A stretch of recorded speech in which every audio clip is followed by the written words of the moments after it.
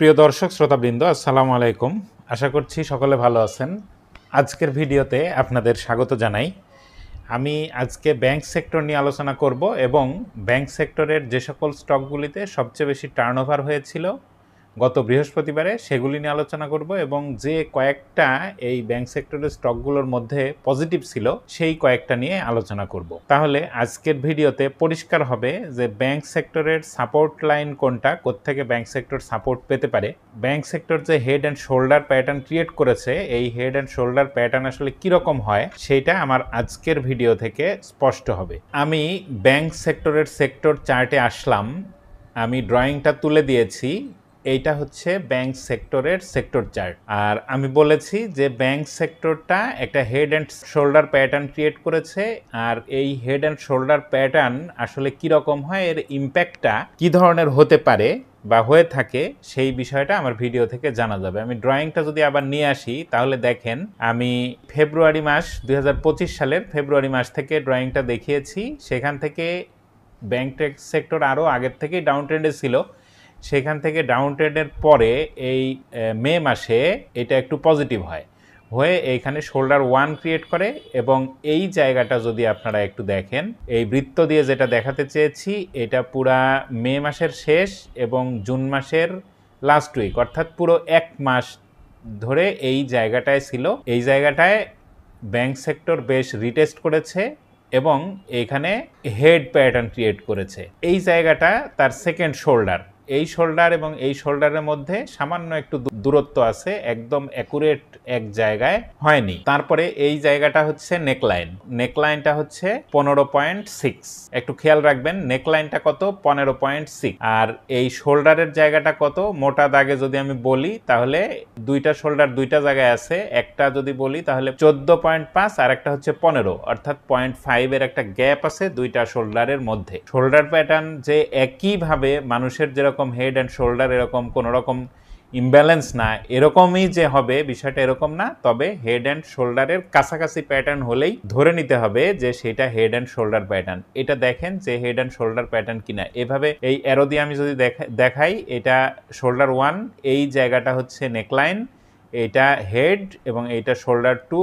যখন এই নেকলাইনে যায় তখন সরাসরি ব্রেকআউট করতে পারে, আবার নেকলাইনে যে এই ভ্যালুটা সেই নেকলাইন টাচ করে একটু রিটেস্ট করতে পারে। তাহলে ব্যাংক সেক্টরটা এখানে নেকলাইন টাচ করে একটু রিটেস্ট করেছিল, করে তারপরে এই জায়গাটা ব্রেকআউট করে উপরে গিয়েছিল 17.1-এ ক্লোজিং করতে সক্ষম হয়েছিল। আর এই জায়গাটা যদি আপনারা দেখেন, আমি এই জায়গাটার কথা বলছি, এইখানে 3 দিন কিন্তু এই ব্যাংক সেক্টর রিটেস্ট করেছে। যেহেতু এখানে 3 দিন রিটেস্ট করেছে, এই জায়গাটাও একটা সাপোর্ট পাওয়ার জায়গা। তাহলে এই জায়গা থেকে যখন পজিটিভ হলো রিটেস্ট করার পরে, তখন তার লোয়ার ভ্যালুটা কোথায় ছিল সেটা যদি দেখি তাহলে 16 বরাবর যখন নেকলাইন ব্রেক করার পরে সামান্য একটু রিটেস্ট করে আবার ব্যাংক সেক্টর পজিটিভ হলো, তখন এই রিটেস্ট করে পজিটিভ হওয়ার যে লোয়ার লাইন সেই জায়গাটা ছিল 16 ব্যাংক সেক্টরের ভ্যালু। গতকাল এই 16 থেকেই সাপোর্ট নিয়ে কিন্তু 16.2-এ ক্লোজিং করেছে। তাহলে এখন কোথা থেকে সাপোর্ট নিতে পারে? যেখানে নেকলাইন ছিল হেড অ্যান্ড শোল্ডারের সেটা 15.6, এখন 16.2-তে অবস্থান করছে। তাহলে সাপোর্ট নেওয়ার জন্য নেকলাইনের নিচে সচরাচর নেমে যায় না। আমি দুইটা হেড অ্যান্ড শোল্ডারের ছবি আপনাদেরকে দেখাই, তাহলে বিষয়টা আরও ক্লিয়ার হবে। এটা যদি দেখেন, যে এটা বোঝানোর জন্য জাস্ট ছবিটা দেখাচ্ছি, এভাবে ডাউন ট্রেন্ডের পরে এখানে শোল্ডার, তারপরে আবার উপরে যেয়ে নিচে আসে হেড ক্রিয়েট করে, আবার এখানে সেকেন্ড শোল্ডার ক্রিয়েট করে। পরবর্তীতে যখন সেকেন্ড শোল্ডার ক্রিয়েট করার পরে পজিটিভ হয়, তখন কিন্তু এই জায়গাটা ব্রেকআউট করে উপরে যায়, ব্রেকআউট করার পরে রিটেস্ট করে আবার উপরের দিকে যায়। এখন রিটেস্ট করার সময় কত দূর আসবে এটা দেখার বিষয়। সচরাচর নেকলাইনের নিচে আসে না, এই রেখাটা এই জায়গাটার নেকলাইন। তাহলে নেকলাইনের নিচে কিন্তু ব্যাংক সেক্টর এখনো আসেনি। আরেকটা যদি আমি দেখাই, এইটা দেখেন, এইভাবে যখন ফার্স্ট শোল্ডার, এটা সেকেন্ড শোল্ডার, এটা হেড, এই জায়গাটা নেকলাইন, এইটা ডাউন ট্রেন্ড, এইটা হলো আপ ট্রেন্ড। এইটা ব্রেকআউট করার পরে যখন সাপোর্ট নিল তখন দেখেন ঠিক নেকলাইন থেকে সাপোর্ট নিয়ে উপরের দিকে গেছে। তাহলে এই জায়গাটা বা হেড অ্যান্ড শোল্ডার প্যাটার্ন কেমন হয় সেইটা ছবিতে আমি দেখালাম। এখন আমি ব্যাংক সেক্টরে যদি যাই, এই যে কারেকশনটা হচ্ছে 3 দিন একটানা নেগেটিভ, এইটা কিন্তু মানে অস্বাভাবিক কিছু না, এটা স্বাভাবিক একটা ব্যাপার। এখানে ভয় পাওয়ার কোনো কারণই নাই। এইখানে 16 থেকে সাপোর্ট নিয়ে 16.2-তে ক্লোজ করেছে গত দিনে, এটা আমি বলছিলাম। তাহলে এইটার সাপোর্ট লাইন সর্বনিম্ন হতে পারে 15.6। তাহলে 15.6 যদি এই সেক্টরের ভ্যালু আসতে হয় তাহলে কতটুকু কমতে হবে? 0.6 কমতে হবে। তাহলে 0.6 কয় দিনে কমবে সেটা যদি আমরা দেখি, তাহলে এইখানে ক্লোজিং করেছিল যেদিন ব্রেকআউট করে উপরে গেল 17.1-এ গত 3 আগস্ট। তারপরে 4 আগস্ট, 5 আগস্ট, 4 আগস্ট, 6 আগস্ট এবং 7 আগস্ট যখন এটা কারেকশন হলো 17.1 থেকে 16.2 আসছে। তাহলে 3 দিনে কারেকশন হয়েছে। এই সেক্টরের ভ্যালু 0.9। তাহলে এখন যদি 15.6 আসতে হয় তাহলে এখানে 0.6 কারেকশন যদি 2 দিন বা 3 দিনে হয় তাতেও কোনো সমস্যা নাই, কিন্তু দেখার বিষয় যে 15.6 থেকে সাপোর্ট নিবে কিনা। যদি এরকম head and shoulder pattern create করে তাহলে নেকলাইনের নিচে সচরাচর নেমে যায় না। আমি ছবি যেগুলি দেখালাম, আরও ছবি আছে দেখানো যাবে, আমি সেই দিকটা যাচ্ছি না। তবে এই যে টার্নওভারটা কমে গেছে, এই টার্নওভারটা যদি আগামী দিনে সামান্য একটু বৃদ্ধি পায় তাহলে আগামীকালও সাপোর্ট নিতে পারে, আবার 1 দিন 2 দিন কারেকশন হয়েও সাপোর্ট নিতে পারে। এই সেক্টরের সেক্টর লিডার এর ভূমিকা কিন্তু পালন করতেছে ইসলামী ব্যাংক। আর ইসলামী ব্যাংক নিয়ে আমি আমার গতকালের ভিডিওতে আলোচনা করেছি, সেই ভিডিওটা আপনারা দেখবেন। আগামী রোববার অথবা সোমবার থেকে ইসলামী ব্যাংক পজিটিভ হওয়ার কথা।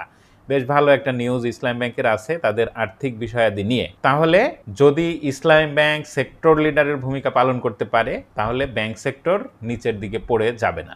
যে কোনো একটা স্টক যদি ওই সেক্টরের সেক্টর লিডার হয় তাহলে অন্যান্য স্টকগুলি সেটার দেখা দেখেই বাড়ে এবং ওই সেক্টরের টার্নওভার বেড়ে যায়। এরকম আমরা দেখেছি, অনেক উদাহরণ এরকম আছে। তাহলে ব্যাংক সেক্টর আশা করতেছি যে আগামী সপ্তাহে এটা যে প্যাটার্ন ক্রিয়েট করেছে টেকনিক্যাল অ্যানালাইসিস অনুযায়ী 1 দিন বা 2 দিন নেগেটিভ থেকে ব্যাংক সেক্টর পজিটিভ হওয়ার সম্ভাবনা আছে।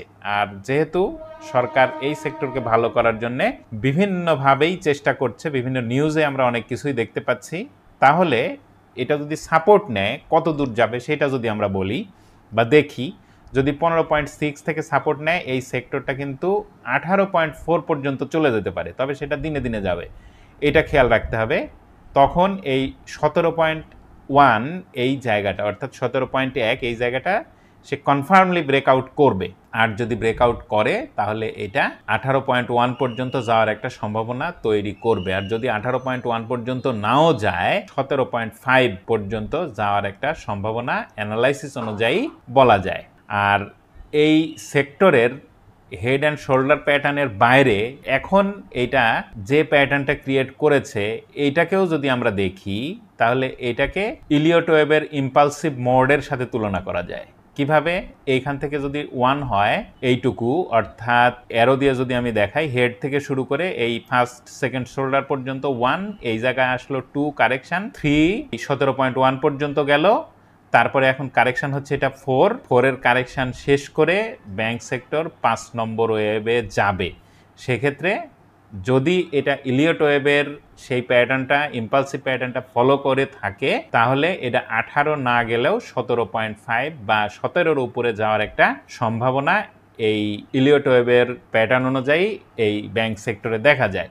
তাহলে এই সেক্টর সম্পর্কে আমার মনে হয় যে আপনারা একটা ভালো ধারণা পেয়েছেন। এখন এই সেক্টরের যে ইন্ডিকেটরগুলি আছে সেগুলি আমরা যদি একটু দেখি, আরএসআই ফুললি ডাউন ট্রেন্ডে, তাহলে এখান থেকে আরএসআই আরও নিচের দিকে আসতে পারে। তাহলে সেক্টরের ভ্যালু যদি 2 দিন বা 3 দিন ওই যে 0.6 কমে তাহলে আরএসআই হয়তো 43 এই দিকটা পর্যন্ত বা 40 পর্যন্ত চলে আসতে পারে, এসে পজিটিভ হতে পারে। এমএসিডি যদি আমরা দেখি তাহলে এমএসিডি নেগেটিভ হয়ে গেছে, তাহলে এরকম নেগেটিভ 2 দিন বা 3 দিন থাকতে পারে এরকম জায়গার মতো। তাহলে এই জায়গাটায় এভাবে গ্রিন লাইনটা নিচের দিকে আসবে, অরেঞ্জ লাইনটা এভাবে উপরে থাকবে, এভাবে গ্রিন লাইনটা নিচের দিক থেকে উপরে যাবে, এইখানে কয়েকটা বার এভাবে রেড ক্রিয়েট করবে, তারপরে নেগেটিভিটি শেষ করে ফেড হবে, গ্রিন বার উপরে ক্রিয়েট করবে, এরকম হতে পারে। তারপরে স্টোকাস্টিক আরএসআইটা যদি আমরা দেখি, আরএসআই স্টোকাস্টিক আরএসআইটা আপনারা জানেন এইখানেও দুইটা রেখা থাকে, এই গ্রিন লাইনটা নিচে এসেছে, অরেঞ্জ লাইনটা উপরে আছে। এই গ্রিন লাইনটাও কিন্তু এখান থেকে উপরের দিকে যাবে,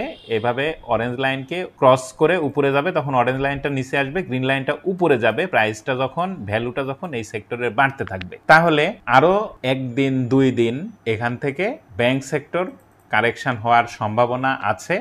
তবে কতটুকু কারেকশন হবে, ভ্যালু কতটুকু কমবে, এই অ্যানালাইসিস অনুযায়ী যদি হেড অ্যান্ড শোল্ডার প্যাটার্ন ঠিক থাকে, যদি এই ইলিয়ট ওয়েভের ইম্পালসিভ মোড সেটাও যদি এটা হয়, তাহলে 15.6 এর নিচে ব্যাংক সেক্টরের ভ্যালু আসার সম্ভাবনাটা আমি একটু কমই দেখি। তবে স্টক মার্কেটে কোনো কিছুই নিশ্চিতভাবে বলা যাবে না, আরও কমে আসতে পারে, তবে কমে আসার সম্ভাবনাটা কম, আমি এটা বোঝাতে চেয়েছি। এবারে আমি বলেছি যে এই সেক্টরের যে সকল স্টকে, অর্থাৎ ব্যাংকের স্টকে টার্নওভার সব থেকে বেশি হয়েছে সেখান থেকে কয়েকটা, এবং যে স্টকগুলি গত বৃহস্পতিবার পজিটিভ ছিল সেইগুলি নিয়ে আলোচনা করব। এই সেক্টরের কয়েকটা স্টকই পজিটিভ ছিল। এনসিসি ব্যাংক এখানে পজিটিভ, মিউচুয়াল ট্রাস্ট ব্যাংক আর শাহজালাল ব্যাংক, এই 3টা ব্যাংকই পজিটিভ। কয়েকটা ব্যাংকের প্রাইস কমেনি। তাহলে সিটি ব্যাংকটা কীরকম আছে, সবচেয়ে বেশি টার্নওভার হয়েছে, সেটা যদি আমরা একটু দেখি। এই সিটি ব্যাংকের প্রাইসটা কিন্তু যে 23 টাকা 10 পয়সা 20 পয়সা এই জায়গাটা ছিল, এখান থেকে ব্রেক করে এই স্টকটার প্রাইস কিন্তু 25 টাকায় ক্লোজিং যদি বলি, তাহলে 25 টাকা 80 পয়সা ক্লোজ করেছিল, সেইখান থেকে এটা কমে আসছে। এখন যেটা হয় এইসব ক্ষেত্রে, যে জায়গাটা ব্রেকআউট করে যখন কারেকশানে আসে, তখন ব্রেকআউটের যে লেভেলটা থাকে, অর্থাৎ ব্রেকআউটের যে প্রাইসটা থাকে তার নিচে নেমে যায় না। তাহলে এই স্টকটা 24 টাকা, এই স্টকটা 22 টাকা 90 পয়সা থেকে 23 টাকা এর মধ্যে থেকে সাপোর্ট পাওয়ার সম্ভাবনা আমি দেখি। তাছাড়া এই ক্যান্ডেলটায় যদি আমরা দেখি, তাহলে মুভিং এভারেজের ভ্যালু বরাবর প্রাইস ক্লোজ করতে সক্ষম হয়েছে। তাহলে আগামীকাল যদি এখান থেকে ঘুরে যায়, তাহলে তাতেও কোনো অসুবিধা নাই, যেতে পারে। আর যদি কমে যায়, তাহলে যেটা ব্রেকআউটের ভ্যালু ছিল, অর্থাৎ 23 টাকা 20 পয়সা এর নিচে সিটি ব্যাংক অ্যানালাইসিস অনুযায়ী নেমে যাওয়ার সম্ভাবনাটা আমি কমই দেখি। এরপরে যমুনা ব্যাংক, এইটাও কিন্তু ব্রেকআউট করে কারেকশানে আছে। এইটার ব্রেকআউট ভ্যালু কত ছিল, প্রায় 20 টাকা বা 19 টাকা 90 পয়সা, এখন 20 টাকা 80 পয়সায় আছে। আর মুভিং এভারেজের যে ভ্যালু, এইটা 1970। তাহলে এটাও এখান থেকে যদি অনেক বেশি কমে যায়, তাহলে 20 টাকা পর্যন্ত, 80 পয়সা কমে 20 টাকা পর্যন্ত আসার একটা সম্ভাবনা দেখা যায়। এরপরে ব্র্যাক ব্যাংক, এটা মার্কেটে একটা ভাইব তৈরি করেছিল, এবং এই ইসলামী ব্যাংক এবং ব্র্যাক ব্যাংক, এই দুইটা ব্যাংক কিন্তু এই সেক্টরের সেক্টর লিডারের ভূমিকায় অবতীর্ণ হয়েছে। এই স্টকটা অনেকদিন যাবত এই 50, 52, 53, 54 এই দিকটায় ছিল। যখন এর ডিভিডেন্ড সমন্বয় হলো, তখন এই স্টকটার প্রাইস কিন্তু 45 টাকা এসেছিল, তারপরে এটা 70-72 টাকা এইদিকে যে এখন 68 টাকা 20 পয়সা অবস্থান করছে। তাহলে মুভিং এভারেজের ভ্যালু 67 টাকা 50 পয়সা। এই জায়গাটা যদি ভেঙে না নেমে যায়, তাহলে ভয়ের কোনো কারণ আমি দেখি না। যারা এই স্টকটাতে আছেন, আগামীকাল যদি মুভিং এভারেজের ভ্যালু ভেঙে নেমে যায়, অর্থাৎ 67 টাকা 50 পয়সার নিচে ক্লোজিং করে, তাহলে স্টপ লস নেওয়া ছাড়া এখানে আর কোনো ওয়ে আমার মনে হয় যে নাই এই ব্র্যাক ব্যাংক। আর যদি উপরে যায়, তাহলে ভয়ের কোনো কারণ থাকবে না। তবে একটা জিনিস, দীর্ঘদিনের প্রাইস হিস্ট্রিতে যদি আমরা যাই, তাহলে ব্র্যাক ব্যাংক এখানে দেখেন 2019 সালের যে হাইটা ব্র্যাক ব্যাংকের ছিল 84-85 টাকা, এখন তার সামনে রেজিস্ট্যান্স কিন্তু ওই 84-85 সেই লেভেলটা, তাছাড়া আর কোনো রেজিস্ট্যান্স ব্র্যাক ব্যাংকের নাই। তার মানে এখান থেকে যদি কমে যায়ও, তাহলে অনেক বেশি এই স্টকটা কমে যাওয়ার সম্ভাবনাটা কম। তারপরে উত্তরা ব্যাংক, এই স্টকটা কিন্তু অনেক বেশি বাড়তে পারেনি। এটা ডিভিডেন্ড দেওয়ার আগে যেখানে প্রাইস ছিল সেই জায়গাও যেতে পারেনি, অর্থাৎ 25 টাকা 50 পয়সা সেই আশেপাশে যায়নি, 21 টাকা 40 পয়সা। মুভিং এভারেজের ভ্যালুটা ভেঙে গেছে, এটা কমলে আর 30-40 পয়সা হয়তো কমতে পারে, 21 টাকা লেভেলে আসতে পারে, এসে তারপরে পজিটিভ হওয়ার সম্ভাবনাটাই আমি এই উত্তরা ব্যাংকের ক্ষেত্রে দেখি অ্যানালাইসিস অনুযায়ী। এরপরে আমি বলেছি যে যে ব্যাংকগুলি পজিটিভ ছিল সেটা আমি দেখি, সেটা যদি আলোচনা করি। NCC bank, national credit and commerce bank, এইটা এখানে একটা ডোজি ক্যান্ডেল ক্রিয়েট করেছে। এরকম হলে প্রাইস বাড়ার যেরকম সম্ভাবনা থাকে, কমারও সম্ভাবনা থাকে। তার মানে বাড়া কমার সম্ভাবনা 50-50, যেখানে প্রাইস ওপেন সে জায়গায় ক্লোজ। তবে নিচের উইকটা বেশি, তার মানে এখানে বায়াররা শক্তিশালী ছিল সেলারদের তুলনায়, যে কারণে নিচে আসলেও প্রাইস নিচে আসতে দেয়নি, বায়াররা এটাকে উপরে তুলে দিয়েছে। তাহলে একটু দেখি যে এই স্টকটা কোন পর্যন্ত যেতে পারে। এই স্টকটা প্রথমে সম্ভবত ফ্লোর ছিল 13 টাকা 80 পয়সা, পরবর্তীতে যখন আবার ফ্লোর নির্ধারণ হয় তখন 13 টাকা 30 পয়সায় ছিল। এখন এটা 13 টাকা এর প্রাইসটা অবস্থান করছে, আর এর ফ্লোর তুলে দেওয়ার পরে এই স্টকটা 13 টাকা 70 পয়সা পর্যন্ত গিয়েছিল। তাহলে 13 টাকা 70 পয়সাই এই স্টকটার একটা রেজিস্ট্যান্স জোন। যদি 13 টাকা 70 পয়সা এনসিসি ব্যাংক ব্রেক করতে পারে তাহলে আরও একটু উপরের দিকে যাবে, সেক্ষেত্রে আগের যে ফ্লোর ছিল তার উপরে যাওয়ার একটা সম্ভাবনা দেখা যায়। এরপরে মিউচুয়াল ট্রাস্ট ব্যাংক, এই মিউচুয়াল ট্রাস্ট ব্যাংক এই স্টকটা মুভিং অ্যাভারেজের যে ভ্যালু সেটাকে ট্রাস্ট করে প্রাইসটা উপরে ক্লোজ করতে সক্ষম হয়েছে। আর গতকালের অর্থাৎ বৃহস্পতিবারের ক্লোজিং প্রাইস 13 টাকা 30 পয়সা, ভলিউমটা কম হলেও প্রাইসটা নিচে আসেনি, তার মানে বায়াররা শক্তিশালী ছিল।